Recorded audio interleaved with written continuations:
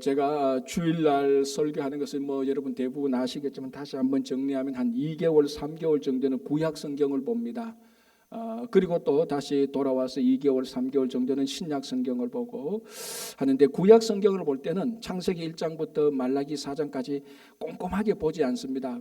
꼭 봐야 될 내용들, 그래도 구약 성경을 보면서 이 말씀 가지고는 한 번은 우리가 설교를 함께 들어야 되겠다 하는 그런 이제 중요한 사건들, 중요한 내용들을 이제 각 책권별로 이제 쭉쭉 해서 나갑니다. 그래서 우리가 지난 주일 어디까지 했습니까? 느헤미야까지 했습니다. 그죠? 그래서 느헤미야, 에스라, 느헤미야를 한 2, 3개월 보고 이제 다시 신약으로 돌아옵니다. 신약으로 돌아온 우리 한 2, 3개월 전에 로마서를 다 살펴봤습니다. 그리고 이제 신약을 살펴볼 때는 신약의 중요한 사건들을 구약처럼 이렇게 보지 않고 신약의 27권 가운데 꼭 이 신약의 성경책은 우리가 꼼꼼히 살펴봐야 된다. 그만큼 중요하다. 다 중요하지만은 그래도 이 성경, 이 말씀을 보면은 전체를 우리가 더 훨씬 더 이해할 수 있다는 그런 특징점을 가진 책들이 있습니다. 그 중에 이제 대표적인 게 로마서죠. 로마서는 안 살펴보면 안 됩니다. 성경을 볼 때. 그래서 우리가 지난 한 3개월 전까지 로마서를 제가 몇 번 했나 보니까 딱 100번 했더라고요. 맞추려고 한 건 아닌데 딱 100번을 했습니다. 그리고 난 다음에 계속해서 이제는 신약을 뭘 볼까 하다가 요한복음을 볼까 사도행전을 볼까 그렇게 하다가 사도행전을 먼저 보는 게 좋겠다라는 생각이 들었습니다. 왜냐하면 사도행전은 특별히 3가지 초점을 맞춰서 앞으로 이제 좀 꼼꼼히 보려고 합니다. 이 사도행전이 28장까지 있는데 3가지 초점이 나왔습니다. 첫 번째는 초대교회 모습 또는 초기 교회의 모습, 또는 다른 말로 하면 초기 교회 때 성도들이 어떻게 신앙생활을 했는지, 이제 거기에는 굉장히 오늘날 우리들이 배워야 될 성도들의 신앙생활 모습이 많이 들어가 있습니다. 그래서 우리가 기본적으로 막 교회가 흔들리고 문제가 있을 때마다 늘 하는 말이 뭡니까? 우리 초대교회로 돌아가야 된다, 이런 얘기를 하는 겁니다. 그럼 초대교회라고 말할 때 무엇이 초대교회인가? 그 모습이 어디 있냐? 이게 이제 사도행전에 잘 나타나 있습니다. 그래서 우리가 이 사도행전을 보면서 첫 번째는 초대교회 또는 초기 교회와 교회가 이제 시작되는 것, 그리고 시작되면서 교회가 부흥하는 것, 그리고 그때 성도들의 그 순수하고 열정적인 모습, 이제 그걸 우리가 첫 번째로 살펴보고요. 이제 두 번째는 이제 복음이 어떻게 전파되는지, 복음이 어떻게 이 세상을 승리하는지, 이제 그걸 보게 되는 겁니다. 이걸 이제 보통 우리 선교라고 말하죠. 전도와 선교라고 말을 하는 것이죠. 그래서 요걸 이제 두 번째로 전도와 선교를 볼 것이고, 이제 세 번째는 이게 이제 사람들이 많이 사도행전을 보면서 놓치고 있는 부분인데, 이 사도행전을 보면은 많은 복음 전도자들이 설교하는 내용들이 많이 나옵니다. 베드로가 나오고요, 스데반이 나오고요, 사도 바울이 나오고.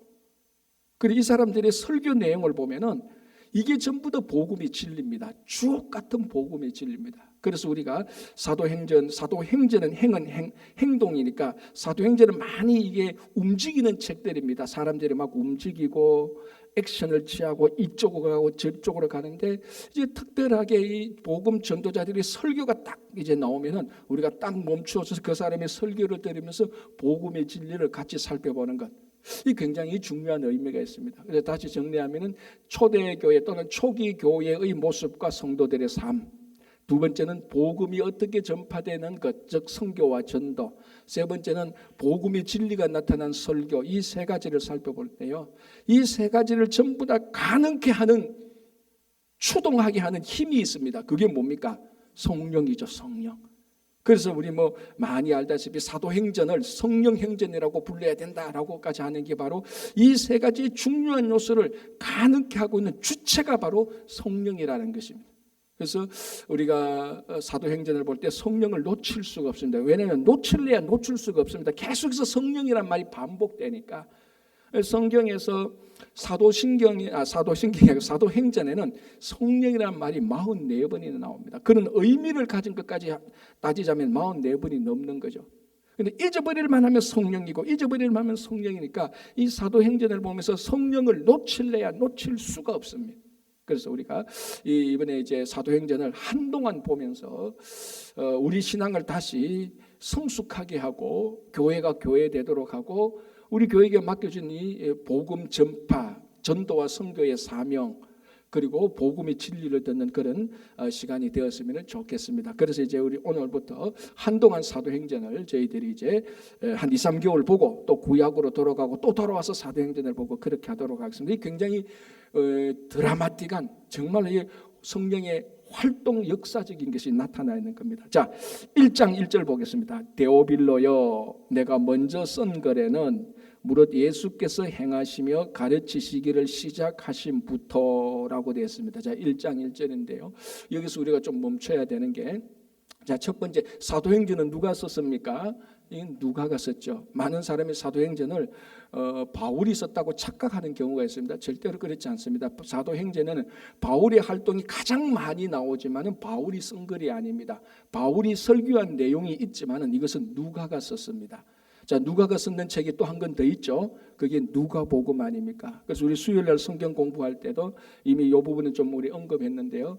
신약 성경에서 누가가 쓰는 분량이 제일 많습니다. 누가는 누가복음과 사도행전 두 권을 썼지만 분량으로 따지자면은 제일 한 사람이 썼는 제일 많은 책입니다.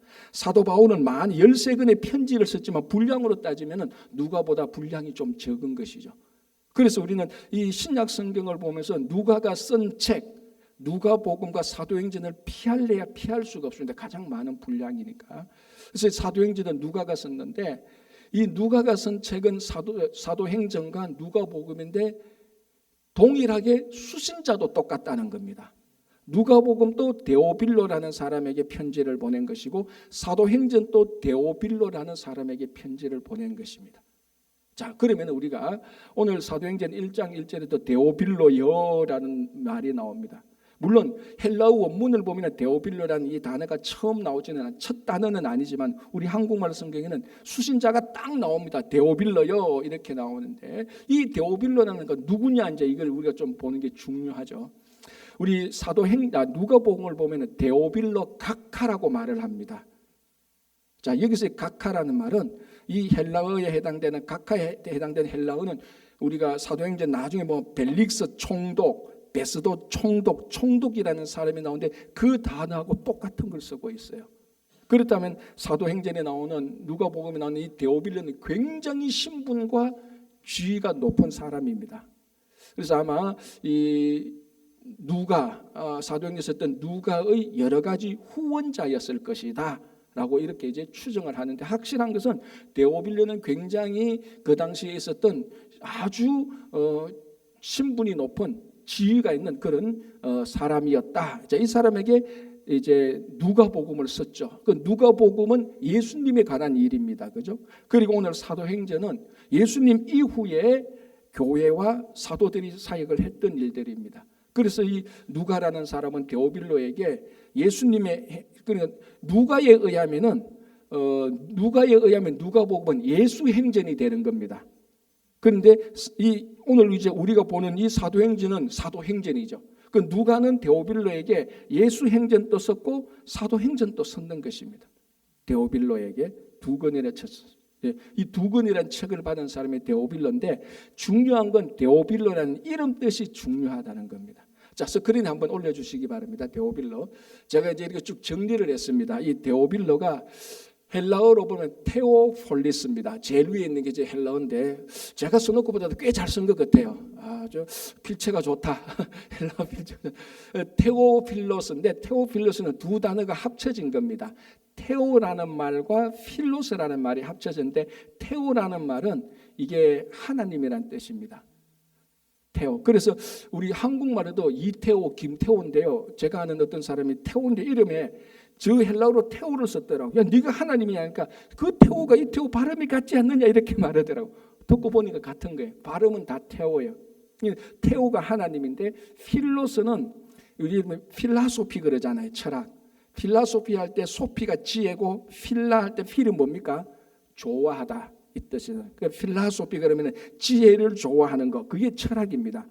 그 필라소피 할 때 필라에 해당되는 게 데오빌로스 할 때 테오필로스 할 때 필로스가 적습니다. 그러니까 테오라는 말과 필로스가 합친 게 테오필로스인데 한국말 발음으로 데오빌로가 되는 것입니다. 그래서 이제 저 데오빌로에게 편지를 보냈는데 앞에 보낸 편지가 누가복음이고 이제 오늘 본문이 사도행전 아닙니까? 그래서 저는 오늘 이제 좀 재미있게라기보다 좀 특이하려고 설교 제목을 그래서 데오빌로 후서라고 오늘 본문을 정한 겁니다. 바울이 디모데에게 보낼 때 첫 번째 보낸 편지가 뭡니까? 디모데 전서. 뒤에 보낸 편지가 디모데 후서. 그것처럼 누가가 데오빌로에게 보낸 첫 번째 편지가 누가복음인데 다른 말로 하면은 데오빌로 전서. 사도행전은 데오빌로 후서. 그래서 오늘 제가 제목을 데오빌로 후서인데 성경에 데오빌로 후서라는 이름을 가진 책은 없습니다. 뭐 데살로니가 후서하고 좀 발음이 비슷하긴 비슷한데 헷갈리면 안 됩니다. 그래서 사도행전은 데오빌로에게 보낸 두 번째 편지다. 자, 그럼 데오빌로는 누구냐? 그 당시 총독에 해당되는 사람인데 그 이름 뜻이 테오라는 뜻은 하나님이고 필로스라는 뜻은 좋아하는 것인데 그래서 저 두 단어를 합치면 두 가지 뜻으로 해석됩니다. 저 소유격에 따라서 하나님이 사랑하는 자이도 되고요, 하나님을 사랑하는 자도 되는 겁니다. 데오빌로라는 이름 뜻이 하나님이 사랑하는 자 또는 하나님을 사랑하는 자. 자, 그렇다면은 저 데오빌로의 이름 뜻을 가지고 사람을 가리킨다면은 우리도 데오빌로가 되지 않습니까? 자, 오늘 하나님을 사랑하지 않는데 이 메모리얼 할러데이가 있는 이 긴 주일날에 다른 데 안 가고 9시까지 교회 온 사람이 하나님을 사랑하지 않는데 여기 온 사람이 어디 있겠습니까? 그리고 여러분들이 그래도 설령 여러분들이 그래도 하나님은 별로 안 좋아, 내 와이프가 가자니까 억지로 끌려왔지, 그렇게 손 친다 하더라도 하나님은 여러분을 사랑하는 겁니다. 그러니까 이 자리에서 저 데오빌로라는 이름 뜻을 벗어날 수 있는 사람은 아무도 없습니다. 우리가 다 데오빌로라는 이름을 가진 사람하고 똑같습니다. 하나님을 사랑하고 하나님이 나를 사랑하는 자. 그래서 요건 약간 난 외의 이야기인데 아주 좀 비평가들은 데오빌로가 한 사람을 가리키는 게 아니다, 그냥 추상적인 사람이다까지로 얘기를 하는 겁니다. 왜? 이 이름을 보니까 전부 다네 이렇게 되는 겁니다. 예, 맞습니다. 전부 다예요. 물론 실제로 누가는 데오빌로라는 한 사람에게 편지를 준 게 맞습니다. 그런데 그 이름 뜻을 보니까 이게 모든 사람을 가리키네. 21세기 미국에 있는 우리들도 우리가 하나님이 나를 사랑하고 내가 하나님을 사랑하는 자는. 자, 그러면은 이제 우리가 이렇게 생각해야 됩니다. 이 사도행전은 누가라는 사람이 하나님을 사랑하고 하나님이 나를 사랑하기 때문에 이 편지는 내게 보낸 편지라고 철석같이 믿어야 되는 겁니다. 이게 사도행전을 읽는데, 사도행전뿐만 아니라 성경 모든 책을 읽는 데 있어서 제일 중요한, 저는 제1원칙이라고 생각합니다. 가끔 묻죠. 목사님, 성경을 어떻게 읽어야 됩니까? 라고 말할 때 국어로 읽어야 되나 영어로 읽어야 되나 그게 안 중요한 겁니다. 성경은 이 모든 성경이 내게 직접 주는 하나님의 말씀이라고 믿지 않는 한 성경은 내게 와서 하나님의 말씀이 안 됩니다. 자, 여러분, 만약에 이 사도행전을 이제 우리가 한동안 보는데 이거 데오빌로라는 2000년 전에 데오빌로 총독이라는 사람에게 보낸 편지야. 그렇게 읽어보면요, 그냥 재미있는 것은 재미있는 얘기예요. 가슴 아픈 얘기는 안 된 얘기예요. 왜? 내 이야기가 아니니까. 내 이야기가 아닌데 신경 쓸 거 없잖아요. 여러분, 이게 내 이야기냐 내 이야기가 아니냐에 따라서 똑같은 사건인데 이거는 하늘과 땅처럼 나를 움직이는 것은 차이가 나는 겁니다. 자, 여러분, 1989년에서 1997년까지 아프리카 라이베리아에서 내전이 일어났습니다. 몇 명이 죽었는가 하면 약 25만 명이 죽었어요. 25만 명. 그리고 그게 일어나고 난 다음에 폭행, 방화, 도둑, 강간 또 미소녀 강간, 살인, 이런 것들이 그 라이베리아 전체 내에 엄청나게 퍼졌습니다. 엄청난 라이베리아 내전이죠. 자, 이 이야기를 들었을 때 참 슬프다, 이 정도지. 그 이야기를 듣고 지금 가슴을 찢고 울었던 사람이 있습니까? 아무도 없다고, 우리한테요. 왜? 내 이야기 아니니까. 내 이야기 아니란 말이죠. 들어보니 좀 슬프네. 그런 내전 같은 거 일어나면 안 되지. 그런데 만약에 그 내전 가운데 여러분 아버지가 죽었다 그러면은 이건 이야기가 완전히 달라지는 겁니다. 우리 아버지가 라이베리아하고 그 라이베리아하고 한국에서 무역하다가 그날 라이베리아 갔는데 내전에서 우리 아버지가 거기서 죽었어. 그러면은 라이베리아 내전은 내 이야기가 되는 겁니다. 그러면 이 이야기를 들을 때 막 가슴이 찢어지는 거죠. 막 트라우마가 살아나는 겁니다. 내 이야기니까. 아무리 심각한 이야기도 내 이야기가 아니면 그 이야기가 나를 좀 약간 감동적으로 터치할 수는 있지만은 나를 움직이지 못합니다. 예를 들어서 자 다르게 얘기해 봅시다. 자 여러분들이 495 495 도로 갔는데 좀 과속했다. 그 경찰이 잡았다. 티켓을 끊어내보니까 500불짜리 티켓을 끊어서 벌점을 보니까 5점이 올라가. 여러분 어떻게 하겠습니까? 이 정도면 변호사 사야 될 겁니다. 왜냐하면 벌점이 올라가니까 화나죠. 뭐 이건 내가 약간 뭐 오버스피드 약간 했는데 경찰이 500불을 벌금 주고 벌점 5점이나 막 화가 난단 말이죠. 여러분 이게 아무리 화가 나도 라이베리아 내전처럼 25만 명이 죽고 살인, 폭행, 강간, 방화가 일어났던 사건보다 더 하겠습니까? 아무것도 아니라고요. 그런데 왜 우리한테는 막 화가 나고 변호사를 사니 못 사니 왜 이렇게 하죠? 내일이니까 그런 거예요. 조그마한 사건도 내일이면은 하나하나가 다 중요해요. 아무리 위대한 이야기가 일어났다 할지라도 여러분 지금 인류 역사적으로 얼마나 위대하고 얼마나 비참한 일이 많이 일어났습니까? 그러나 그런 얘기 들을 때마다 여러분들이 가슴을 안 찢는다고요. 왜? 내 이야기가 아니니까. 지금 제가 무슨 얘기를 하고 싶은 건 이 사도행전이 내 이야기가 내가 데오빌로가 되어서 내가 이 말씀을 내 거로 듣지 않는다면요. 그냥 이거 2000년 전에 유대 그 지방에서 그냥 뭐 사도들이 일어나서 예수를 믿는 사람 얘기로 끝나는 거예요. 사도행전을 100번, 1000번, 10,000번 들어도요. 우리 교회와 성도들의 삶은 하나도 변함이 없어요. 곧 요 모양 요 꼴이에요. 왜? 내 이야기가 아니니까.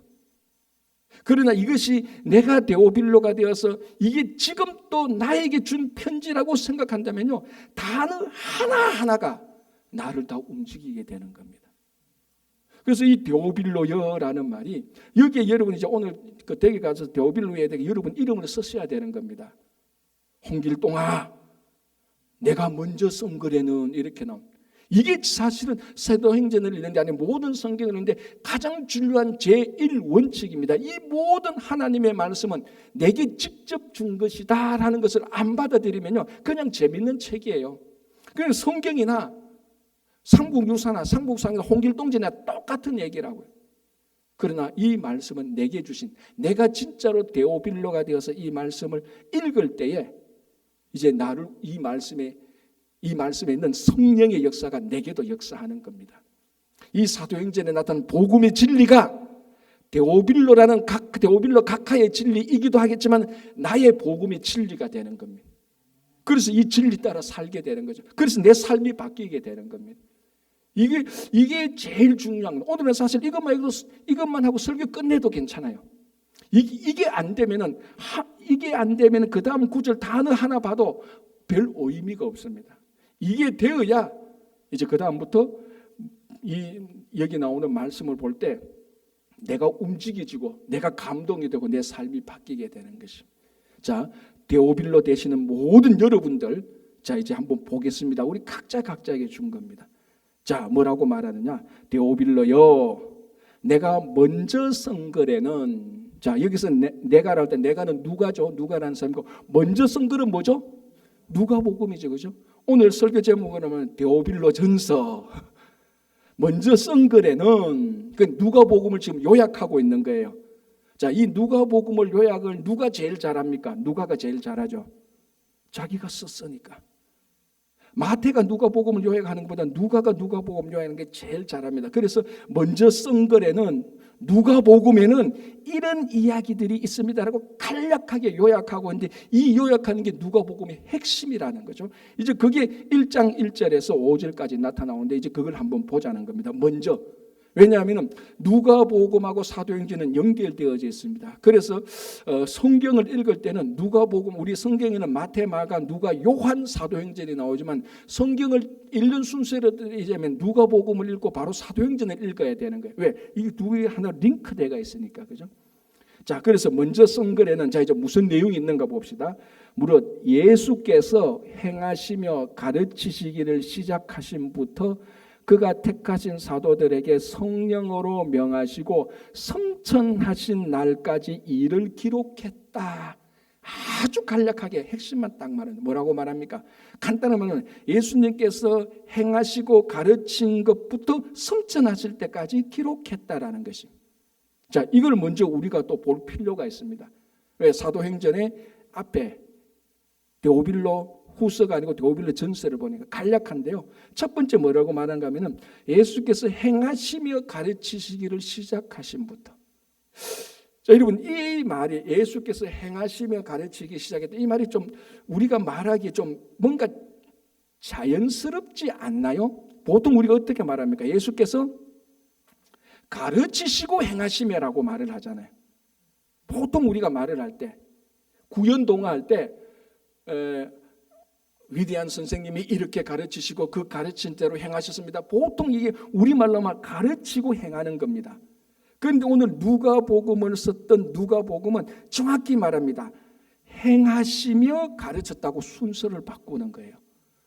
이거 별거 아닌 것 같지만요. 이게 제일 중요한 겁니다. 그리고 뭐냐면은 누가라는 사람은 누가복음을 기록하면서 예수님께서 어떻게 사셨는가를 딱 기록하는데 저분은 가르치는 걸 먼저 한 게 아니고 행하는 것을 먼저 했다는 겁니다. 그래서 예수님 것은 행하신 것을 가르친 겁니다. 가르친 것을 행하는 것이 아니고 뭐 물론 어떻게 보면 같을 수는 있겠지만 순서가 굉장히 다르죠. 그런데 예수님 것은 예수님께서 실천하지 않으신 것은 가르치지 않습니다. 예수님 것은 행하시지 않은 것은 말하지 않아요. 얼마나 많은 사람들이 말하고 행하지 않잖아요. 먼저 말은 해놓고 행하지 않습니다. 그러나 예수님은 항상 먼저 행하기 때문에 행하고 말은 안 할 수가 있지만 행함이 먼저였습니다. 행함을 먼저 보이시고. 그래서 오늘 말합니다. 가르치시고 행하시고. 그래서 제가 이거 봤어요. 이거 번역이 잘못된 헬라어 원문을 보니까 헬라어도 분명히 말합니다. 행한 것을 먼저 얘기했습니다. 그리고 가르쳤다라고 말을 하는 거예요. 그럼 행하지 않으면은 말하지 않는 거예요. 주님께서는. 이게 우리도 그래야 되지 않나요? 우리는 정확히 반대로 말합니다. 말부터 다 쏟아놔요. 내가 쏟아놓은 말 하든지 말든지. 자, 여러분, 모세가 우리 지금 민수기 보면서 모세가 시내산 광야, 시내산에서 십계명을 받아옵니다. 그죠? 그리고 그 계명을 중심으로 이스라엘 백성들과 언약을 맺습니다. 그 언약을 맺을 때 이 율법을 선포하죠. 그래서 율법을 선포할 때 모세가 묻습니다. 너희들이 이 율법을 다 지키겠느냐라고 말 때 이스라엘 백성들이 우리가 다 행하겠습니다라고 말합니다. 3번 말해요. 행하겠습니다. 근데 출애굽기 24장 7절에 여호와의 모든 말씀을 우리가 준행하리다라고 말하는데 이 준행하리다는 말에 히브리어가 나세 베니슈마입니다. 나세 베니슈마. 베는 엔드라는 거예요. 그 나세와 니슈마라고 말을 합니다. 히브리어니까. 모세가 이스라엘 백성들과 언약을 맺을 때 이스라엘 백성들이 어떻게 대답했는가? 히브리어로는 나세 니슈마라고 말을 했어요. 제 발음이 정확한지는 모르겠지만 나세 니슈마, 나세 앤드 니슈마, 히브리어 나세 베 니슈마라고 말인데 이 말이 정확한 번역은 뭐냐면 우리가 행하고 듣겠나이다 이 말입니다. 그런데 우리 성경을 보면 우리가 준행하겠나이다 이 말을 했는데 사실은 이거는 번역이 하나 빠뜨린 거예요. 정확히 말하면 우리가 준행하고 듣겠나이다라는 단어가 히브리어는 분명히 있는데 요 구절이 출애굽기 24장 7절에 그 단어를 번역을 뺐어요. 이거는 큰 실수예요. 사실은. 제가 오늘 실수를 지적했으니까 대한성서공회에서 연락 오겠죠. 다음에 번역할 때. 이건 큰 실수예요.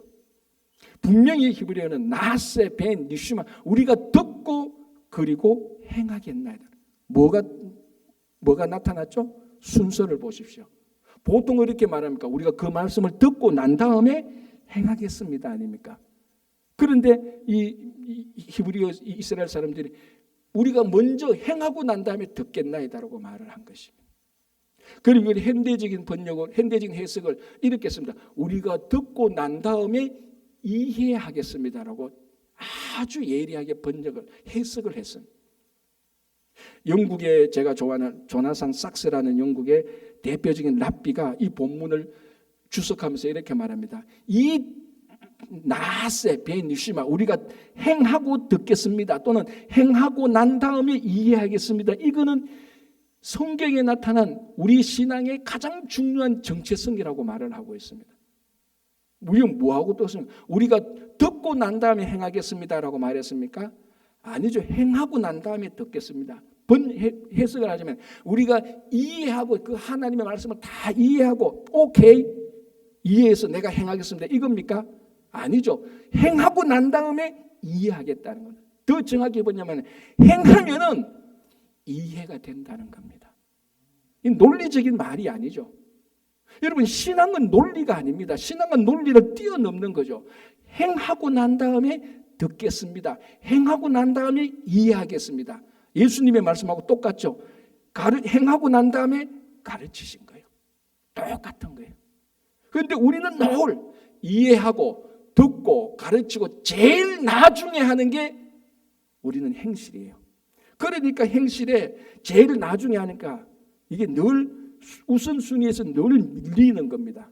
그러니까 행함이 없는 거죠.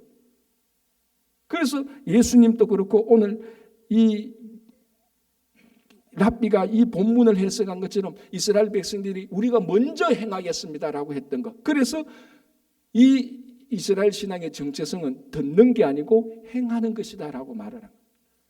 오늘 누가가 예수님의 사역을 보면서 먼저 그분은 일을 하셨습니다. 그리고 말씀하셨습니다라는 거예요. 우리는 말 다 하고 행하는 거죠. 말부터 앞세우는 거죠. 제가 이틀 전에 집사람하고 한아름을 갔습니다. 가다가 한아름을 갔는데 집사람이 이제 물건을 사죠. 그 나는 이제 내 먹을 뭐 혹시 음식이 있나 이제 쭉 보는데 보니까 있는데 보니까 새로운 라면이 나왔어. 라면을 홍보해. 자, 요즘 라면 홍보 어떻게 합니까? 그렇죠. 시시코너 딱 말이에요. 옛날에는 뭐 가면은 새로운 라면이 나왔습니다. 가격은 옛날 가격 앞에 가격보다 뭐 얼마가 싸고 이건 영양분이 어떻고 성분이 어떻고 이거 다 필요 없는 홍보예요. 어떻게 합니까? 먹어봐. 일단 먹어보라니까. 먹고 난 다음에 가격이 얼마예요? 성분이 얼마예요? 그러니까 뭡니까? 일단 먼저 먹어보라니까. 행하라니까. 그리고 난 다음에 따져보자는 거예요. 이게 제대로 홍보하는 거죠. 근데 참 희한한 건 하나름에서 주는 라면이 왜 그리 맛있어요? 조그만 거고 하나 크면. 그래서 이제 고백하는데 한 바퀴 돌고 처음 먹는 것처럼 하나 더 먹었지 내가. 근데 그 점심 먹고 먹었는데 맛이 있더라고. 그래 내가 다음에는 저 라면을 꼭 사야 되겠다. 그 라면명을 말하면 그것도 혹시나 또 오해받을까 봐 말을 안 하겠는데 중요한 건 뭡니까? 행하는 게 행실이 먼저입니다. 그리고 들으십시오. 여러분, 저는 지금 과학을 말하는 게 아니고 철학을 말하는 게 아닙니다. 신앙을 말하는 겁니다. 여러분, 성경의 말씀은요, 우리들이 행하지 않는 것은요, 내가 아직까지 모른다고 생각하면 그게 맞습니다. 성경 공부 10,000번, 100,000번 해도 필요 없습니다. 행하지 않으면 몰라요. 사과가 있는데 10만 번 사과의 영양분이 어떻고 이걸 먹으면 어떻고 색깔은 어떻고 100만 번 얘기해도 안 먹어보면 모르는 거하고 똑같습니다. 이거하고 똑같은 원리입니다. 하나님의 말씀은 우리가 행하지 않으면 행하기 전까지 내가 그 말씀을 안다라고 말할 수가 없습니다. 정확히 말하면 히브리에 안다라는 말은 무슨 의미죠? 경험한다는 말이에요. 야다라는 말은 히브리의 야다라는 말은 우리가 머리적으로 계산해서 안다, 논리적으로 안다 그게 아니에요. 히브리의 야다로서는 경험한다는 말이에요.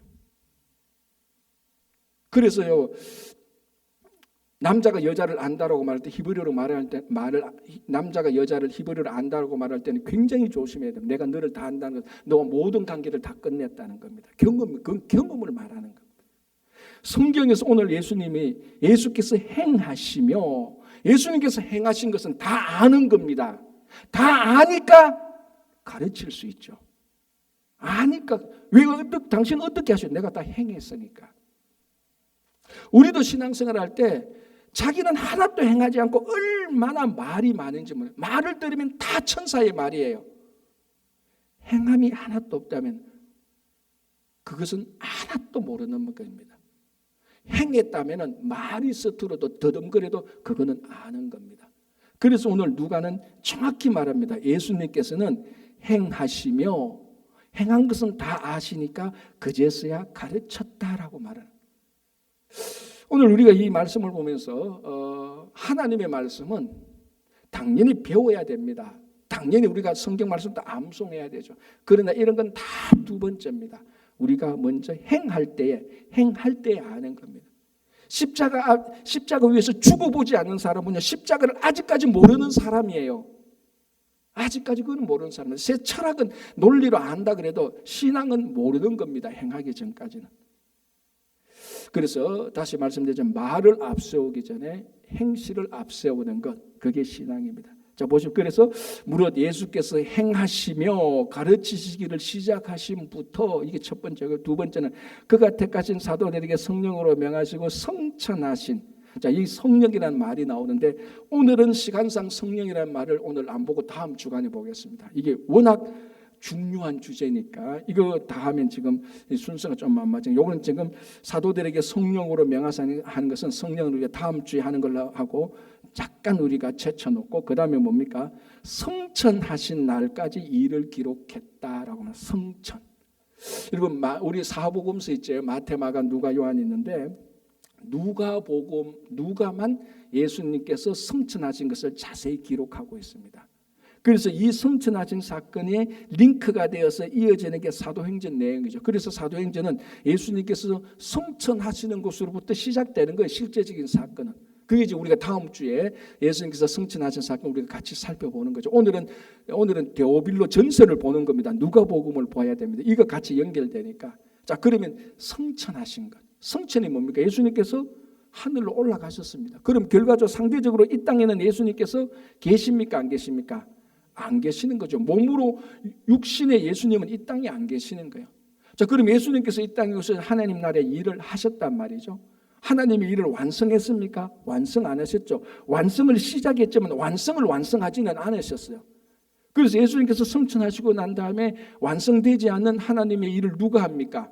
성령께서 사도들을 통하여서 일하신 것. 그게 사도행전이에요. 지금 예수님께서 성천하셨기 때문에 성령께서 요한복음도 그렇고 누가복음도 그렇고 예수님께서 이 땅에 안 계실 때 성령을 선물로 보내셨다고 약속하십니다. 그래서 그 약속하신 성령께서 오셔서 성령께서 단독적으로 역사하실 수도 있지만 많은 경우에 성령은 단독적으로 역사하시지 않습니다. 우리를 통해서 역사하시는 거죠. 그래서 예수님께서 이 땅에 안 계시기 때문에 성천하셨기 때문에 사도행전이 생긴 거예요. 사실은 만약 예수님께서 성천하지 않으셨다면 사도행전이 없죠. 계속해서 예수행전만 있는 겁니다. 성천하셨기 때문에 사도행전이 생긴 겁니다.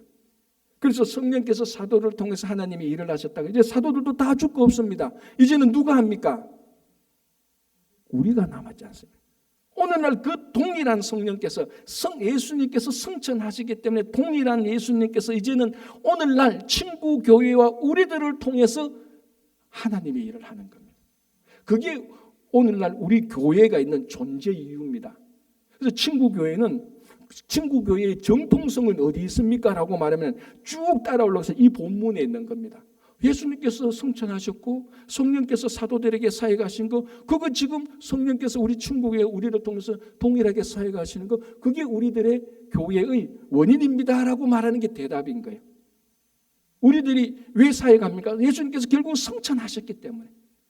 그래서 성령께서 오늘날 우리를 통해서 일을 하시고, 그래서 교회가 하는 일은 이 땅에서 예수님께서 하셨고 그 사역을 이어받은 사도들이 하는 일, 그 일을 교회가 하는 거예요. 야, 우리가 보니까 이 시대가 완전히 달라졌지 않느냐. 2000년 전 예수님께서 하신 일하고 사도들이 하신 일, 그 아웃 오브 데이트, 이제 우리는 다른 일 하자. 우리는 모이가 다른 일 하자. 좀 쌈박한 거 하자. 세상을 깜짝 놀라라 하지만 세상 사람들이 듣고, 와, 너희들 그런 거 아니냐, 그런 일 하자. 우리는 그런 거 하는 거 아니에요. 여전히 우리는 이 땅에 예수님께서 하신 일을 그거 하고, 예수님께서 성천하시고 난 다음에 사도들이, 성령께서 사도들에게 하셨던 그 일을 우리가 하는 겁니다. 그리고 우리는 새로운 일, 쌈박한 일 할 생각하지 마세요, 여러분. 아니, 목사님, 지금 시대가 바뀌었는데 좀 쌈박한 거 새로운 거 합시다. 그러면 그거는 저 다른 데 가서 하시고, 교회는 여전히 주님께서 이 땅에 하신 일, 성령께서 사도를 통해서 하신 일, 그래서 성령께서 우리를 통해서 그 일을 하시도록 하는 거예요. 언제까지? 세상 끝날까지 하시는 거예요. 이게 성천입니다. 그죠?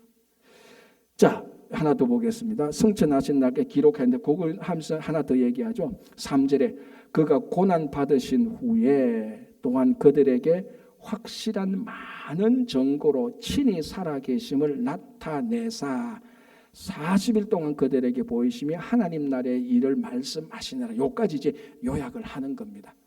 자, 또 하나 더 얘기하죠. 고난 받으신 후에 또한 그들에게 확실한 많은 증거로 친히 살아계심을 나타냈다. 자, 많은 증거로 친히 살아계심을 나타냈다. 이거 무슨 사건을 말하는 거죠? 부활 사건이죠. 그럼요. 야, 여러분, 이 질문에 대답하는 건 이건 대단한 겁니다. 친히 살아계심을 많은 증거로 보여줬다는. 그럼 그건 무슨 사건을 말하냐? 부활 사건을 말하는 거예요. 그런데 오늘 누가는요, 예수님께서 고난받으시니 또한 그들에게 친히 살아계심을 나타내서 말하지 않고 앞에 뭐를 덧붙입니까? 확실한 많은 증거로 친히 살아계심을 보여줬다는 거예요. 그러니까 확실한 많은 증거가 예수님의 부활을 증거하고 있다는 겁니다.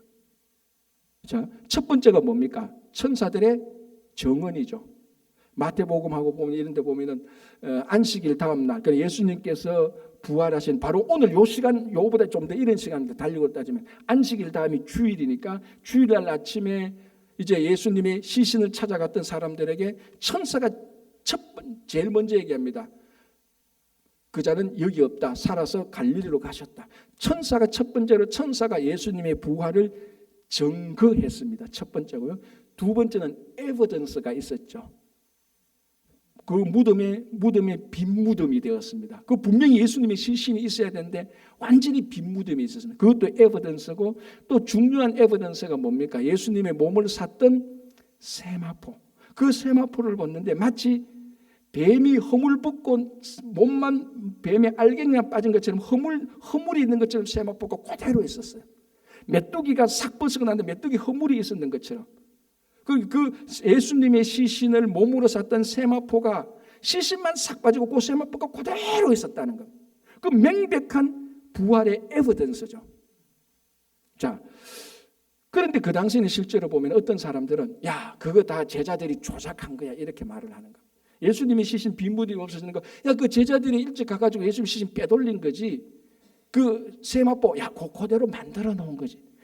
어차피 증거를 안 믿으려고 하는 사람들은 이런 에비던스가 효력을 발휘 못합니다. 천사가 와서 말했다. 나는 못 봤는데. 첫 번째, 두 번째는 안 믿고자 하는 사람들한테는 에비던스가 되게 약한데, 세 번째 증거가 있습니다. 그게 뭡니까? 부활하신 예수님을 만났던 사람들. 한두 사람이 아닙니다. 자, 첫 번째는 누굽니까? 예수님의 제자들 진짜로 만났습니다. 그리고 도마는 어떻게 했습니까? 예수님의 몸에, 부활하신 몸에 터치를 해보셨다고. 베드로는 어떻습니까? 예수님께서 그 갈릴리에 다시 그 물고기 잡으러 간 베드로와 그 제자들에게 예수님께서 부활하신 몸으로 가셔서 그들과 함께 물고기도 드셨단 말이죠. 그리고 베드로에게는 뭐라고 말했습니까? 사명을 주셨단 말이에요. 이것도 야, 뭐 자기들끼리 하는 얘기지라고 말하면 할 말 없는데, 결정적으로 고린도전서 15장에 사도 바울이 뭐라고 말합니까? 동시에 500명이 봤다라고 말을 합니다. 그 당시에 있었던 부활의 정인들은 거부할 수 없는 거다. 예를 들어서 부활을 두고 재판을 했다면 그 재판정의 부활의 증거로서 수백 명의 사람이 온 겁니다. 나 부활하신 예수님 만났다. 그럼 이 수백 명의 사람이 다 짜고 조작한 겁니까? 그럴 일은 없잖아요. 그러니까 이 누가가 말합니다. 예수님의 부활은 많은 증거로 봐서 예수님의 부활은 확실하다라는 겁니다. 자, 이게 또 왜 중요한가? 우리는 당연히 부활이 확실하다는 게 중요한데 이게 왜 부활이 많은 증거로 확실하다는 게 왜 중요하다는가 하면요. 부활이 진짜로 그 당시에 자기들의 삶 가운데에서 역사 가운데서 부활이 진짜 일어났다는 겁니다. 이게 왜 중요한가 하면요. 구약의 유대인들은 부활이 언제 일어난다고 생각했는 줄 아십니까? 마지막 때에 일어난다고 생각했습니다. 그래서 유대인들은 구약의 이스라엘 사람들은 부활을 믿었어요. 그런데 언제 부활이 일어나냐? 종말이 일어날 때 부활이 일어나서 모든 죽은 자들이 다 살아날 거라고 말했습니다. 완전히 틀린 건 아니죠. 그때 메시아가 온다. 그리고 종말 때 메시아가 오면서 다시 죽은 사람이 살아난다. 그 죽은 사람이 살아나는 것을 부활 사건으로 봤는데 예수님의 부활은 그거하고 다르죠. 예수님의 부활은 종말에 부활한 것이 아니고 종말에는 예수님께서 다시 오시는 것이고 그 종말에 있는 부활을 미래의 부활을 당겨서 현실에서 부활하신 겁니다. 이거 중요한 거예요. 좀 어떻게 보면 좀 어려운 얘기있지만 유대인들은 부활은 미래만 있다라고 말했는데 예수님께서 미래의 부활이 아니고 지금 현실에서 죽었다가 다시 살아나셔서 많은 증거로 부활은 확실하다. 미래의 부활이 아니고 지금 부활이다. 지금 부활을 누려라는 겁니다. 미래의 부활을 현실의 부활로 당겨놓은 겁니다. 자, 요한복음 11장에 무슨 내용이 나옵니까? 예수님께서 사랑하는 마르다와 마리아의 집에 늦게 도착하잖아요. 그래서 무슨 일이 생깁니까? 그 오라버니 나사로가 죽습니다. 그러니까 투덜대지 않습니까? 좀 일찍 왔더라면 살 수도 있었는데요. 그래서 예수님께서 이 나사로가 다시 살 거다라고 하니까 마르다가 뭡니까? 맞습니다. 그리고 뭐라고 말합니까? 마지막 때에 부활할 것을 믿습니다라고 합니다. 마지막 때. 여기 그 당시 이스라엘 사람들이 믿었던 부활. 그 부활은 현실에서는 부활이 없다는 거예요. 마지막 때에나 부활이지. 그러니까 예수님께서 뭐라고 말하니까 무슨 소리 하냐. 내가 부활이고 생명이니 나로 믿는 자는 죽어도 살겠고 살아서 믿는 자는 영원히 죽지 않아요. 살아서 믿는 자. 지금 부활을 믿는 자는 그러니까 현재의 부활을 말하는 거예요. 이게 중요한 거죠. 그래서 우리서 수요 성경 공부 때 사도행전 할 때 제가 했는 거지만 사도 바울이 전거했던 핵심 메시지가 예수는 그리스도고 예수는 부활하셨다는 거예요. 이게 가장 중요한 바울의 메시지. 그게 오늘날도 똑같죠. 자, 여러분 부활의 메시지는 부활절에만 듣는 게 아닙니다. 그렇지 않습니까? 나중에 듣는 겁니까? 아니에요. 부활절은 나중에 듣는 것도 아니고 부활절에만 듣는 게 아니고 부활절은 오늘 이 시간에도 부활의 이야기를 듣고 우리가 부활의 삶을 사는 겁니다. 이게 얼마나 위대한 일입니까? 여러분 우리 삶 속에서 가장 위대한 일은 부활입니다. 사도 바울이 말했잖아요. 부활이 없다면 우리의 믿음도 아무 소용없다. 부활이 없다면 아무 의미가 없다는 겁니다. 그런데 이 부활을 유대인들은 믿습니다라고 말하고 먼 미래의 부활을 걸어놨는데 예수님은 그 먼 미래에 있는 부활을 가지고 오셔서 현재에서 부활해서 우리로 하여금 부활할 부활의 삶을 살게 되는 거예요. 그래서 우리가 슬퍼도 슬픔이 기쁨으로 부활하고 죽어도 삶으로 부활하고 넘어져도 다시 일어나는 것으로 부활하고 그래서 매일매일이 부활의 삶으로 사는 겁니다. 그걸 바울이 경험했잖아요. 왜? 바울은 누구를 만났습니까? 어떤 예수님? 부활하신 예수님을 만났습니다. 바울은 살아있을 때 예수님을 못 본 게 거의 확실합니다. 그러나 확실한 것은 다마스커스로 가던 도상에서 부활하신 예수님을 만났습니다. 그래서 삶이 새로운 사건으로 바뀌었습니다.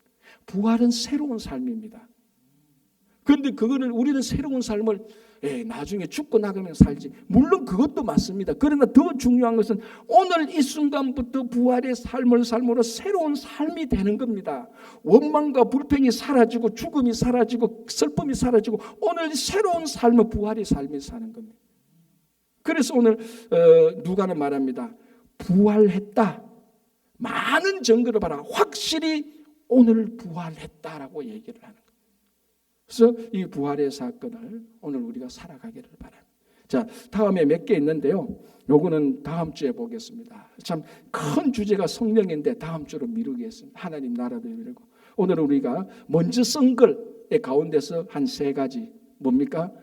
행하시며 가르쳤다. 성천하셨다. 그분은 부활하셨다. 이게 또 똑같이 사도행전에서 반복되는 겁니다. 다른 모습은. 오늘 여러분들이 바로 다 데오빌로가 되셔서 이 사도행전에 나타난 말씀이 우리의 말씀이 되어서 복음의 진리를 알고 누리며 그리고 성령의 역사 가운데서 살아가시는 여러분 되시기 바랍니다. 기도하겠습니다. 하나님 아버지 감사합니다. 이제 오늘부터 우리가 다 데오빌로가 되어서 이 사도행전에 주시는 말씀이 바로 나의 말씀이고 이 안에서 일어나는 복음의 승리가 나의 승리가 되게 하고 이 안에 일어나는 복음의 진리가 나의 진리가 되게 하시고 이 안에서 구원받은 사건이 내가 구원받은 사건이 다 되게 하여 주시옵소서. 예수님 이름으로 기도합니다. 아멘.